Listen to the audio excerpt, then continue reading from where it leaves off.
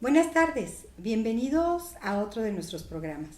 Pues hoy con muchísimo gusto de tener de invitada a Sonia Villarreal.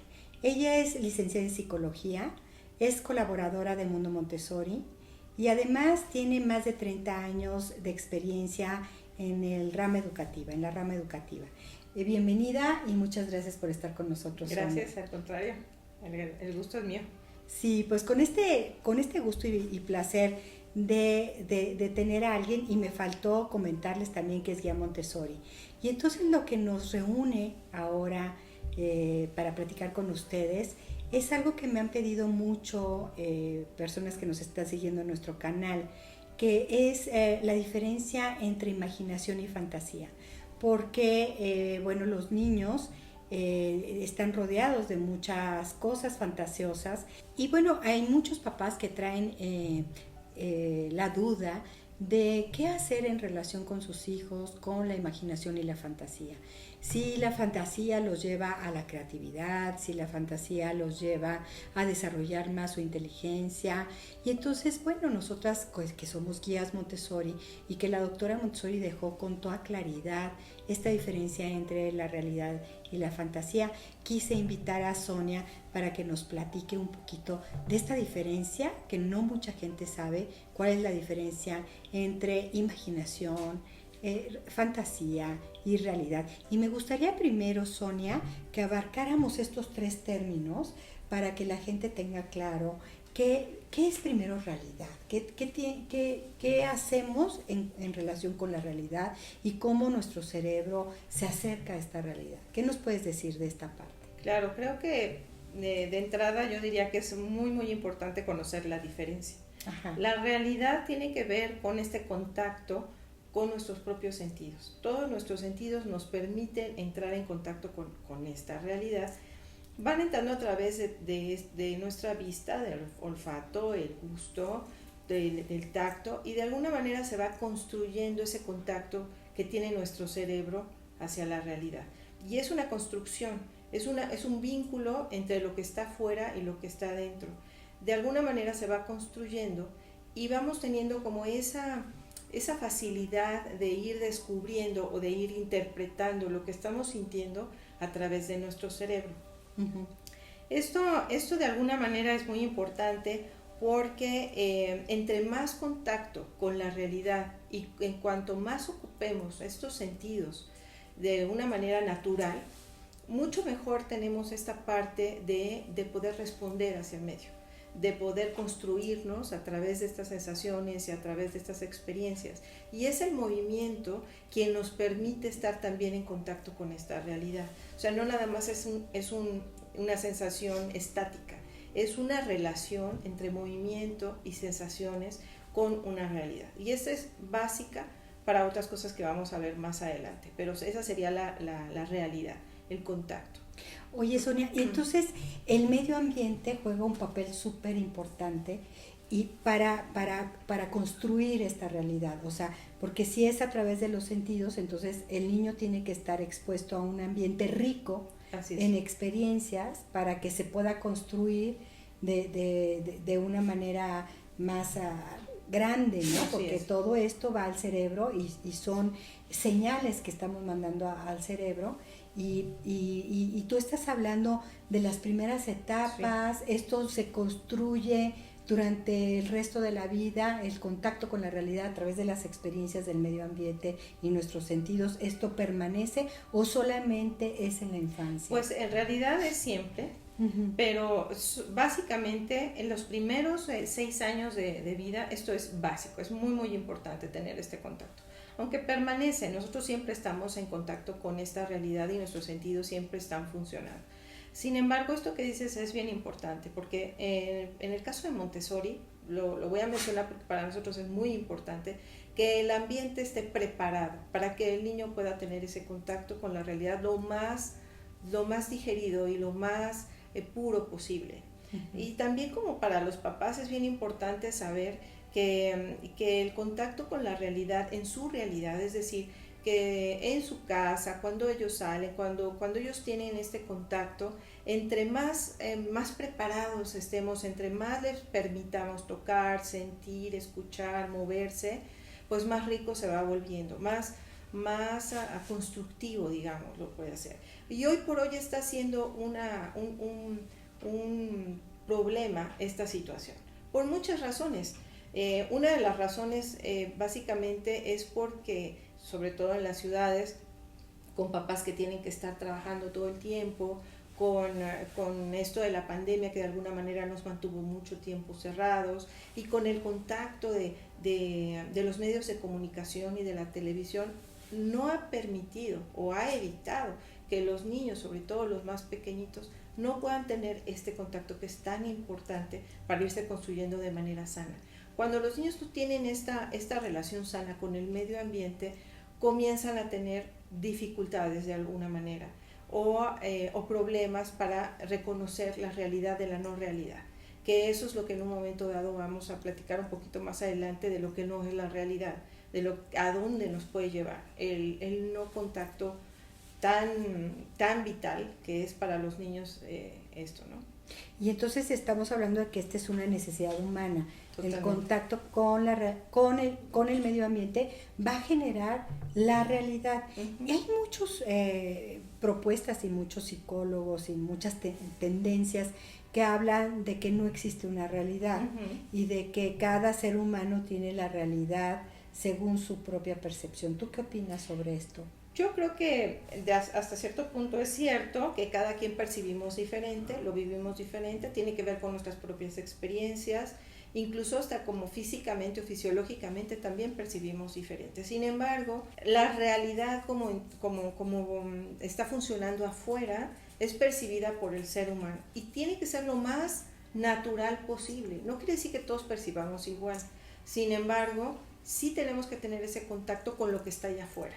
Uh-huh. Y que nos lleve a poder reaccionar ante ello, poder construirnos, poder proponer, poder crear, poder estar, ¿no?, de una manera segura. Entre más conozcamos en dónde estamos parados, con qué nos estamos relacionando.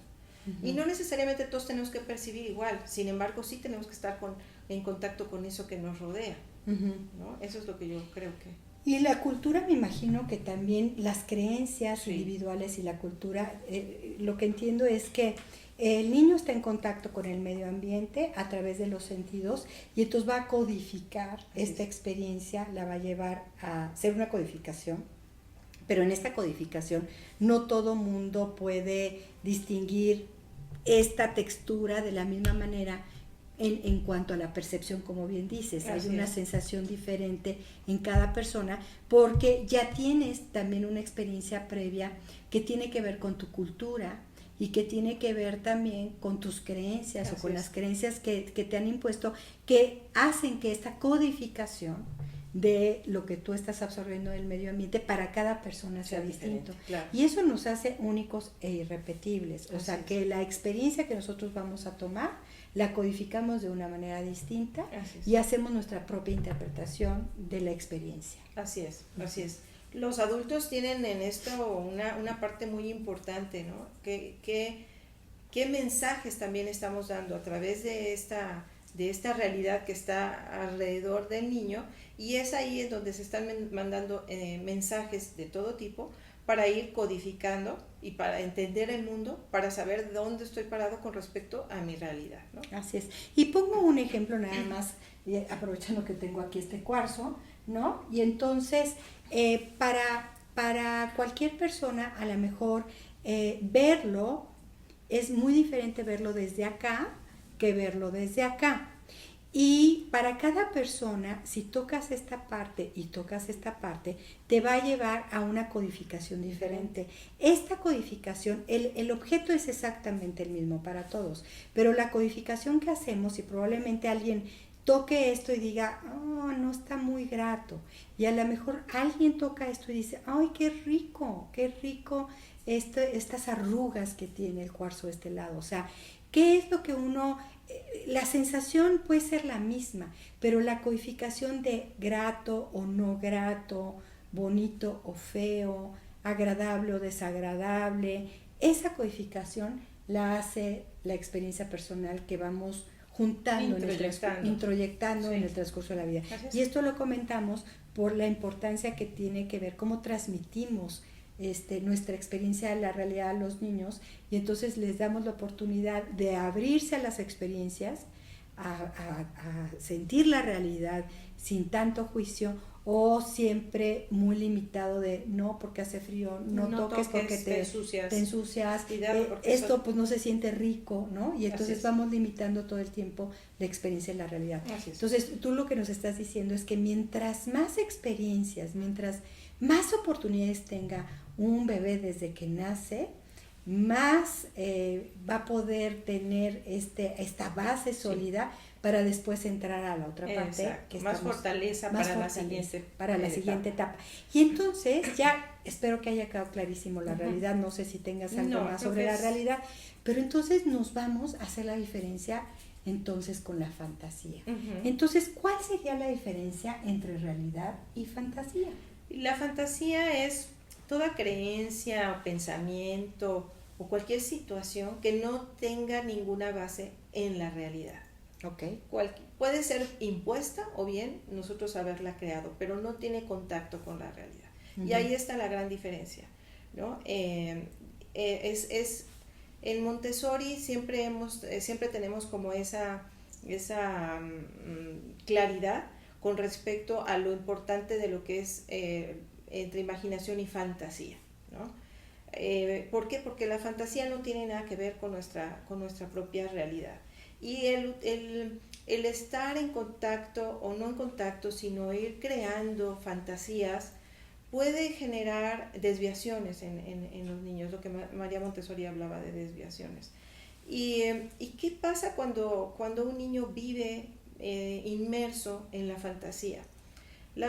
Estamos rodeados de impactos fantasiosos que no necesariamente son creados por el niño, es más, prácticamente ninguno es creado por el niño, está impuesto por la sociedad, está impuesto por los medios, está impuesto por la televisión, está impuesto por los juegos, impuesto por todos lados. Entonces es un poco una lucha entre estar tan en contacto con esta parte de fantasía contra la parte de estar en contacto con una realidad. Yo he escuchado a papás muy preocupados porque dicen que, por ejemplo, en el caso Montessori, propone que el niño no tenga tanto contacto, o de hecho no lo tenga, con fantasía antes de los 6 años. En el primer plano de desarrollo, mejor que esté en contacto con la realidad, por lo que ya comentamos.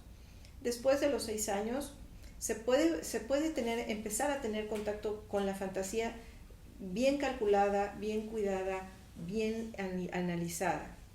El problema es que hoy por hoy los adultos no tenemos el control de la fantasía con la que tiene contacto el niño. Y desgraciadamente los niños están en contacto con esta parte desde muy chiquititos. Es más, yo he visto pequeñitos que les dan un iPad, por ejemplo, o un celular, y todavía no caminan, y ellos ya están en contacto con esto. Sí es su realidad en el sentido de la parte sensorial, pero sin embargo todas las imágenes y todo lo que están observando es totalmente fantasía. Y como ellos no tienen esta estructura, digamos, para poder determinar qué es real y qué no es real, porque madurativamente la corteza cerebral aún no está madura, el neocórtex todavía no está preparado para saber si algo es real o no, se empieza a llenar de imágenes, sensaciones y algunas otras cosas que tienen que ver con su construcción, en donde verdaderamente se pierde esta noción de será real o no. Y desgraciadamente los niños al tiempo empezamos a ver en ellos estas desviaciones, por ejemplo, miedos a ciertas cosas, inseguridades, sobre todo la falta de atención.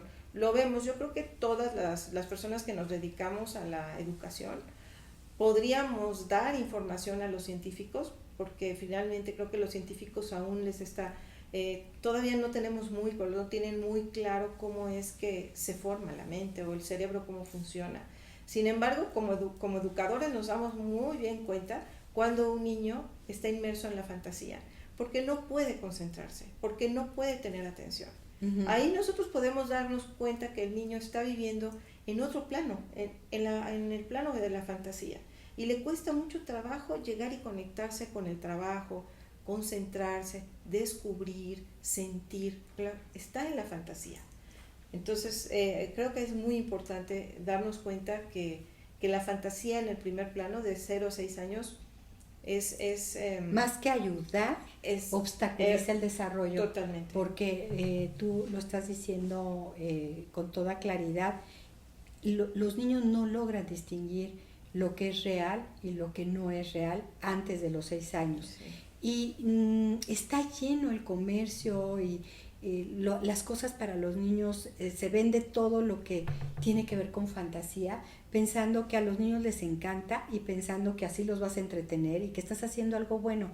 Yo siempre he pensado que los papás hacen las cosas equivocadamente, llenos de buena intención. Sí, claro. Nadie ama más a sus hijos que ellos mismos. Sin embargo, es desconocimiento, es no saber cómo esto impacta, porque no es el contacto con un Mickey Mouse de un momento el que va a afectar, pero el continuo, el que vaya siendo continuo, y como Sonia dice, nosotros nos damos cuenta perfectamente, los que nos dedicamos a la educación y los que trabajamos con los niños, que se ve con toda claridad en los procesos de atención y concentración, que justo está en el neocórtex, en la parte que todavía no se desarrolla antes de los 6 años, y entonces ahí es donde queda muy afectado. Y ahora sí que queriendo dar un comercial, vamos a poner aquí la liga de otra plática que tenemos aquí en el canal, que se llama La mente absorbente.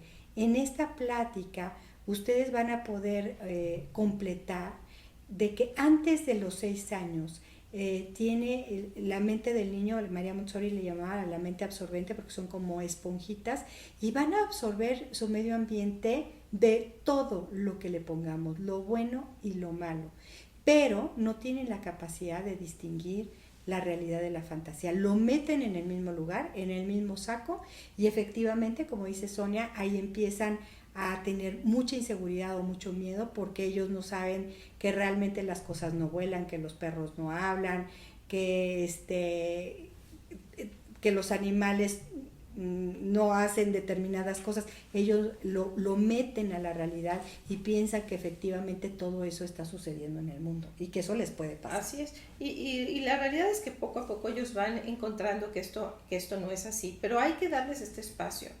Ahora, tampoco se trata de decir, no, nada, cero contacto con la fantasía. Estamos inmersos en esto, sin embargo, como adultos tenemos que ser como muy conscientes. Eso es lo que creo que tenemos que medir esta situación, porque verdaderamente cuando creemos que estamos haciendo un bien, porque los niños se entretienen, porque es una manera de hacerlos a la mejor más creativos, nos damos cuenta que esto no es así. La creatividad no surge de la fantasía, surge de la imaginación. Ya hablaremos de lo que significa imaginación, que es totalmente diferente. Entonces, tal vez por desconocimiento, no es que no amemos a nuestros hijos, queremos que vivan situaciones que culturalmente ya tenemos. Por ejemplo, hay situaciones culturales, ¿no? Como en cuestiones en la Navidad o en Disney, ¿no? En donde finalmente los niños los llevan pues para que se diviertan, para que estén bien, para que sean muy felices. No se trata de satanizar todas estas cosas, sino que seamos muy cautos en las cantidades, hasta dónde estamos exponiéndolos, qué más les falta. Todo este tiempo que los niños se ven inmersos en esto de estar viendo la televisión o estar con el iPad y todo, no es que digamos, no, pues ya es mortal, no. El problema es lo que están dejando de hacer por hacer esto. Están dejando de tener experiencias, están dejando de moverse, están dejando de sentir, de ver una ramita que crece, de ver una semilla que germina, de ver el aire cómo mueve las hojas. Parecieran cosas muy simples, pero si realmente nosotros analizamos, estamos viendo cantidad de niños que no salen ni siquiera al parque, no tienen ni la oportunidad. Entonces, si el adulto lo tiene como muy consciente, bueno, en el momento en que pueda provocar esto y evitar que los niños estén tan inmersos en esta situación, ¿no? Yo lo aconsejaría así, porque verdaderamente está siendo un problema ya para muchos chiquitos, sobre todo a nivel preescolar, que sucede. También, por ejemplo, hay quien cuestiona esto de los cuentos, por ejemplo. Entonces dice, bueno, los cuentos de hadas son muy bonitos, son obras incluso literarias importantes, que claro, que sí son importantes y por supuesto que nos dan enriquecimiento de vocabulario y todo esto. Y no es que sean malas, es que realmente el niño va a empezar a tener un beneficio, una ventaja a través de ellos, más o menos como a los 5 años, o a los 4 o 5 años en adelante. Antes de eso, en realidad lo que tenemos que hacer es trabajar mucho con la parte de ambientes preparados y contacto con la realidad sensible y bien cuidado, ¿no? Sí. Y entonces ya entrando a esta parte, ya vimos lo que es la realidad, ya vimos con toda claridad lo que es la fantasía, y entonces entremos a qué es entonces la imaginación. ¿Cuál sería esta tercera opción que tenemos en cuanto a la imaginación? ¿Qué es la imaginación y para qué le sirve a los niños entonces?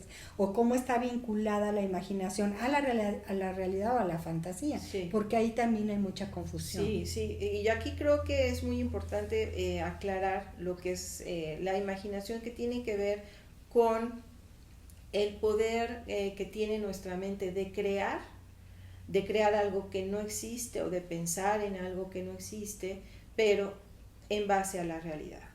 No es algo que nunca va a existir, es algo que puede generarse a través de nuestra realidad, pero que hoy por hoy no existe. Vamos a pensar, me imagino... ¿Un invento, por ejemplo? Da Vinci. Okay. ¿No? Por ejemplo, Da Vinci, que observaba toda su realidad, toda la naturaleza, cómo volaban las aves, etcétera, todo lo que él pudo crear a través de su imaginación por el contacto con la realidad. No pensaba en cosas que nunca se iban a realizar, aunque él todavía no las creara, sabía que se podrían hacer por este contacto. Y creo que ahí es donde tenemos que llevar todos nuestros esfuerzos, a que el niño se vuelva creativo a través de la imaginación. ¿Y cómo? Pues a través del contacto con la realidad, en donde los niños a través de la imaginación pueden solucionar problemas, ¿no? Porque de alguna manera requieren de esta imaginación, porque no están puestas las respuestas ahí, hay que crearlas. Por ejemplo, el pensar en nuevas opciones, la manera en la que nosotros podemos negociar con otra persona, tiene muchas ventajas el poder imaginar. El dar nuevas situaciones a las que nuevas situaciones creativas, ¿no? El arte, por ejemplo, en donde a través de la imaginación podemos expresar nuestras emociones, nuestros sentimientos de maneras incluso creativas, pero todo a través de ese contacto que se tuvo previo. Entonces la imaginación va a partir siempre de la realidad, sí, y del contacto, no de la fantasía. No. O sea, no necesitamos la fantasía para imaginar. Y imaginar es la parte pues, muy creativa del ser humano, y es una parte entonces que lleva a la evolución. Sí. Porque gracias a la imaginación pues, se ha creado todo lo nuevo y todo lo diferente. Es en base a la imaginación, no a la fantasía. Y es una tendencia humana que Montessori defendía.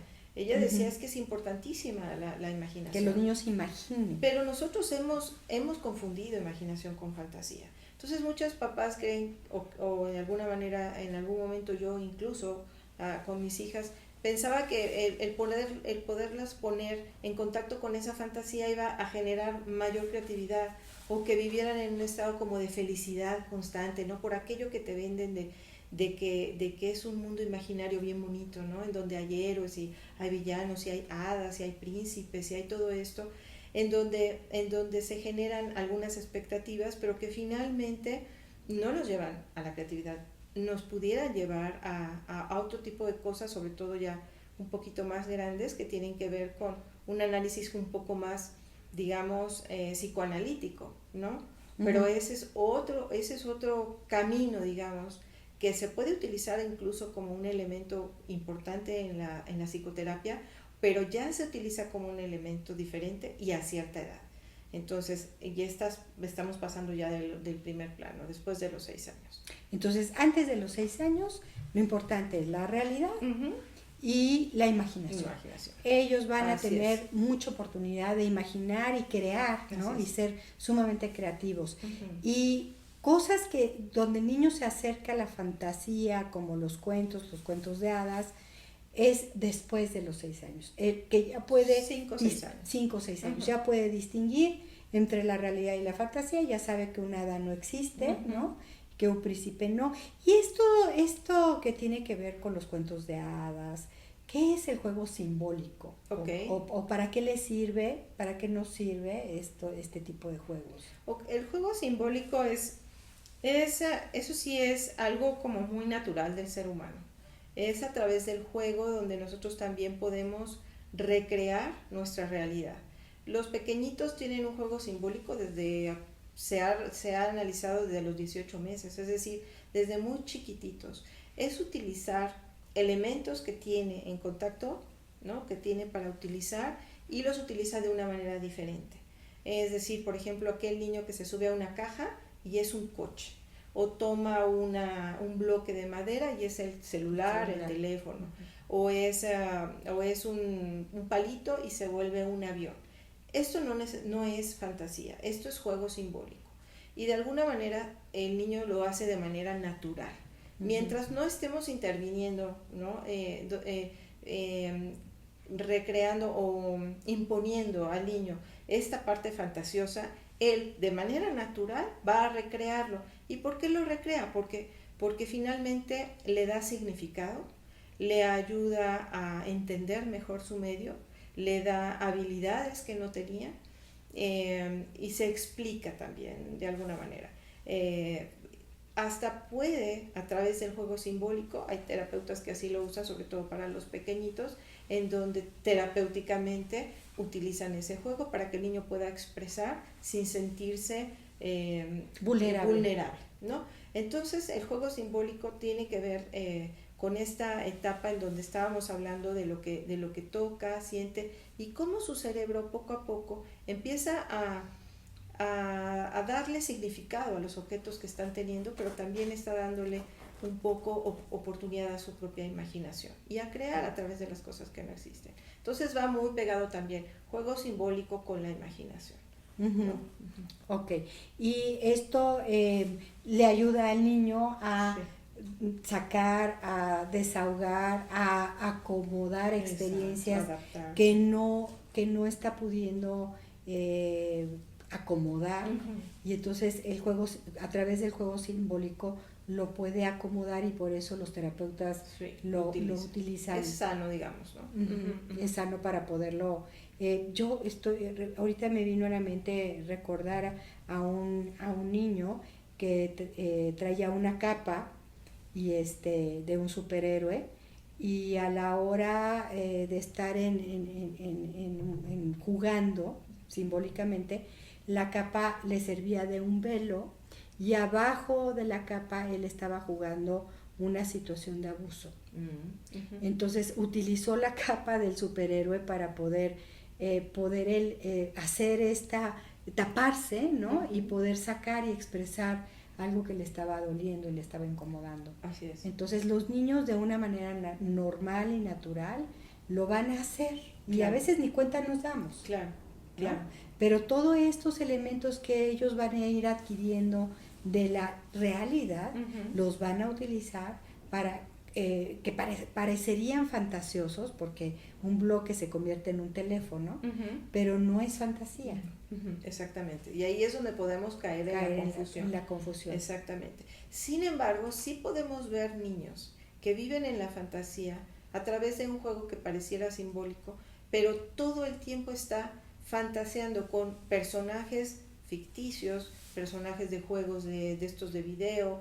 Me ha tocado ver niños que no pueden tener una conversación adecuada o a nivel realista sin que ellos metan estos personajes de los que están totalmente embebidos, ¿no? en sus días.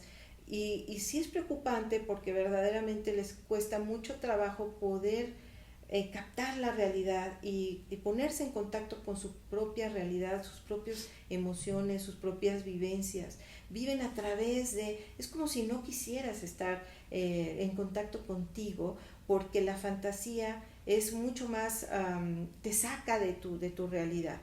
Y es entendible, porque muchas veces estos pequeños viven muy solos, viven muy alejados de la vida de sus papás, no por falta de amor, sino por falta a veces de tiempo o de estos cuidados. A los niños no solamente se les debe de alimentar a través de comida.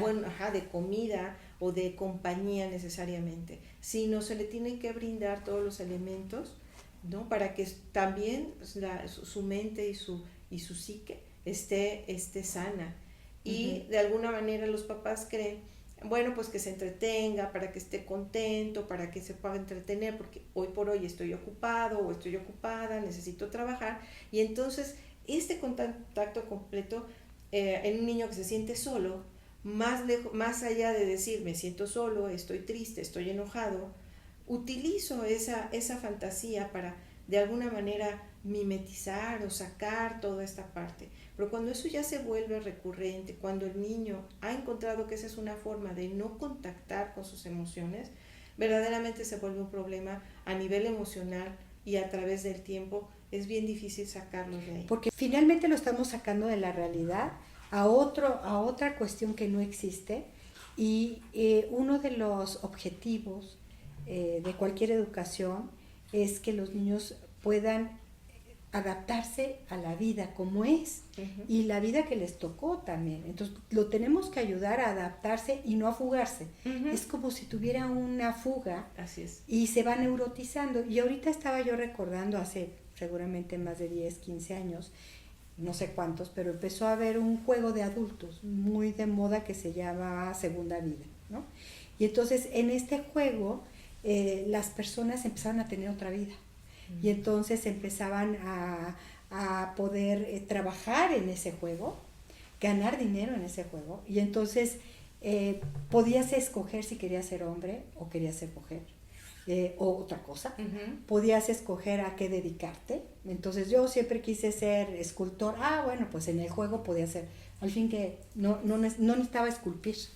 En el juego era como si yo fuera una gran artista. Y entonces de repente empezó mucha gente a neurotizarse porque dejaron de vivir su vida por vivir en el juego. Porque el juego era mucho más emocionante que su propia vida. Claro. Obviamente había en las personas que esto les empezó a pasar, fue algo que se empezó a analizar muchísimo a nivel social, porque la gente empezó a dejar de ir a trabajar, empezó a dejar de convivir en la vida, empezó a aburrirse con su propia vida, porque en la otra ficticia creaba y recreaba todo lo que en su vida no podía hacer, ¿no? Entonces, imagínense si eso le pasa a un adulto. ¿Qué le pasará a un niño donde no sabe que es un juego, ¿no? Un adulto dice, pues me voy a meter a la computadora y voy a estar toda la tarde, y dejaban de ir a trabajar y dejaban de relacionarse y de tener amistades, porque su vida la estaban haciendo ahí en un juego virtual que no existía. Imagínense en los niños que así viven, y entonces nos ha tocado ver niños que llegan disfrazados a la escuela y que se vive con el disfraz todo el día. ¿Saben lo que es para una maestra trabajar con un niño que llega disfrazado y se siente en el personaje todo el tiempo? No se puede trabajar. No lo podemos llevar a que experimente, a que exprese, a que aprenda, a que viva todas las cosas increíbles del día de hoy, porque él está en su personaje. Y entonces nada de lo que tú le presentes de la vida va a ser atractivo. No le va a interesar conocer un insecto, no le va a interesar conocer qué pasa en China, no le va a interesar absolutamente nada, porque él está puesto en el personaje. Y esos niños, los papás además, motivan a que viva de esta manera en la fantasía, se alejan estos niños de la realidad, se neurotizan, porque empiezan a tener pautas neuróticas donde ya no se adaptan a la vida que tienen y ya no aprenden nada de la vida. Y entonces es como si empezara a haber mucha pobreza, porque como ya no tengo experiencias, es como si me meto en mi casa y dejo de tener cero experiencia, cero. Me meto en una caja y dejo de nutrirme. Yo me nutro del aire y de la bugambilia que estoy viendo allá afuera y del color de la bugambilia y de los olores que hay ahorita y de la convivencia contigo, Sonia, y de estar en este espacio. Me estoy nutriendo, claro. Aunque no me dé cuenta, me estoy nutriendo. Pero si estoy en una cajita, no me voy a nutrir. Y la fantasía es meter al niño en una cajita. Así es. Y impedir que el niño se nutra de todas las oportunidades que le puede presentar la vida. Y además de esto, seguramente tú también lo has observado, lo hemos observado al día, dejan de tener cualquier ilusión por aprender, no se cuestionan, no preguntan, su manera de relacionarse con el otro es sumamente inmadura, es a través puede ser incluso de la violencia, no pueden medirse con el otro en el sentido de diálogo, en el sentido de cómo negocio esto contigo, etcétera. Pero porque estás siendo muy pobre, como decías, tú estás en una cajita, es tan pobre a lo que estás expuesto y tu mente está tan en otro lado que verdaderamente nada te va a motivar. Es para todos los docentes y no solo Montessori, de cualquier nivel, lo he platicado con otras directoras en otras escuelas, es competir verdaderamente contra la fantasía para poderlos traer al gusto por estudiar, por aprender, por investigar, por estar en una realidad. Estamos compitiendo prácticamente con algo que es bien complicado. Y los papás creo que no se han percatado de ello. Creo que piensan que con esto, de alguna manera, están satisfaciendo una necesidad del niño. Y esto es al contrario. Están satisfaciendo tal vez una necesidad de ellos como adultos por tenerlos de alguna manera entretenidos o felices cuando no nos estamos dando cuenta de qué es lo que está faltando. Y un poquito lo que quería yo retomar es la parte de los cuentos de hadas. No vayamos a malinterpretar que los cuentos de hadas son malos o que porque nos llevan a la fantasía. Al contrario, de alguna manera los cuentos de hadas son, como decía, enriquecen mucho el vocabulario, tiene mucho que ver con la comprensión y tiene mucho que ver con nuestra parte inconsciente. Porque Bruno Bettelheim es un filósofo que estudió mucho la parte de los cuentos de hadas y psicólogo con relación a nuestra psique. Y sí es benéfico hasta cierto punto el contacto con los cuentos de hadas a partir de los 5 o 6 años, cuando el niño ya tiene bien estructurado y madurado su corteza cerebral, donde ya puede distinguir que una tetera no habla, por ejemplo, pero que de alguna manera sí puede identificarse con las circunstancias que están sucediendo y pueden entender circunstancias que son universales. Los cuentos de hadas tienen entre los seres humanos miles de años. Se ha descubierto que creo que el cuento de hadas más antiguo del que se tiene memoria tiene 6,000 años. Y los cuentos de hadas se han replicado en distintas culturas. ¿Y esto por qué lo digo? Porque finalmente es parte de la naturaleza humana. Es contar a través de lo que no me puedo explicar, una historia que además habla de las problemáticas esenciales del ser humano, que nos explica muchas veces no solamente valores, sino que también nos puede ir formando nuestro inconsciente, y puede ser inconsciente colectivo también. Y de alguna manera esto es benéfico. Incluso hay terapeutas que trabajan a través de los cuentos esta parte de poder sacar como símbolos para descubrir qué es lo que está pasando en alguna persona o en algún niño. También puede ser a nivel adulto, ¿no? Entonces, pues sí, claro que leerles cuentos de hadas a los niños ya un poquito más grandes es bueno, pues no nada más por cuestiones de lectura y de comprensión lectora, enriquecimiento de vocabulario, sino por el contenido. Pero estos cuentos sí tienen que ser bien elegidos, porque los cuentos de hadas hay de calidad y otros que no. Estos cuentos en donde nada más trae como puras imágenes y realmente el texto no es rico, no es adecuado, digamos, o no está enriquecido. Que yo creo que de ahí es de donde nosotros debemos partir. Como adultos, elegir qué lecturas van a tener nuestros hijos y nuestros alumnos, ¿no? Qué bueno que lo menciona Sonia, porque estamos hablando de, sobre todo después de los 6 años, y esto que dice Sonia de estos cuentos de hadas que tienen tanto tiempo en la historia, ¿por qué? ¿Por qué se pasa de cultura en cultura? ¿Por qué tienen más de 6.000 años? Que desde que el ser humano es ser humano prácticamente ha habido un cuento de hadas. Porque un cuento de hadas tiene que ver con la naturaleza, con las necesidades humanas. Y estaba yo recordando ahorita, por ejemplo, todas estas cuestiones que habla Joseph Campbell sobre la travesía del héroe, como son tendencias humanas, cómo debe de haber un bueno, un malo, un dragón en tu propia vida, un hada en tu propia vida, y en qué momento juegas ese papel. Y cuándo sacas a tu dragón, y para qué te sirve el dragón, y cómo te mete el pie el dragón, y cómo vas a hacer esa travesía, y cómo vas a lograr, cómo resuelves cuidar tu castillo, llegar a tu meta, llegar a tu objetivo. Estas son pues, historias humanas que nosotros estamos en una travesía de un héroe.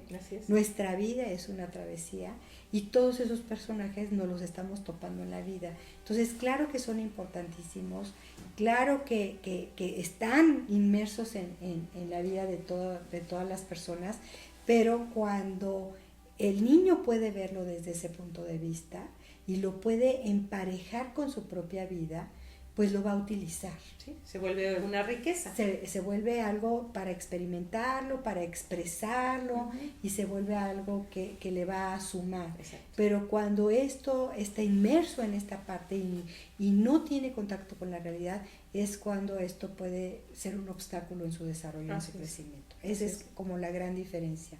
No sé si quieras completar con algo más, Sonia. No, pues en realidad creo que mandar algún mensaje a los papás. Pues creo que con esto se puede resumir la importancia que tiene de cuidar mucho a nuestros niños, sobre todo los más pequeñitos, de hacer conciencia de esta necesidad de los niños de tener este contacto, de buscar experiencias para ellos, de generar en ellos intereses que tengan que ver con la ciencia, con la naturaleza, con la vida misma, de acercarnos de una manera diferente en donde ellos se permitan expresar, donde ellos poco a poquito, obviamente esto estoy hablando desde muy chiquititos, pero vamos creando en ellos esta necesidad de aprender. Hay infinidad de científicos que se volvieron científicos porque sus papás o sus abuelos fueron quienes crearon esa necesidad en los primeros 6 años de vida. Entonces estamos hablando de un momento importante para crear fobias o filias de ciencia o de arte o de cualquier otra situación que puede ser positiva o negativa. Con eso. Pues muchísimas gracias. Muchísimas gracias, Sonia, por estos momentos tan ricos y esta plática tan sabrosa. Yo espero que a nuestro público les guste y búsquenos. Van a encontrar más pláticas en nuestro canal de YouTube. Nuestra escuela se llama Mundo Montessori y nos da muchísimo gusto tener otro encuentro con ustedes. Buenas tardes.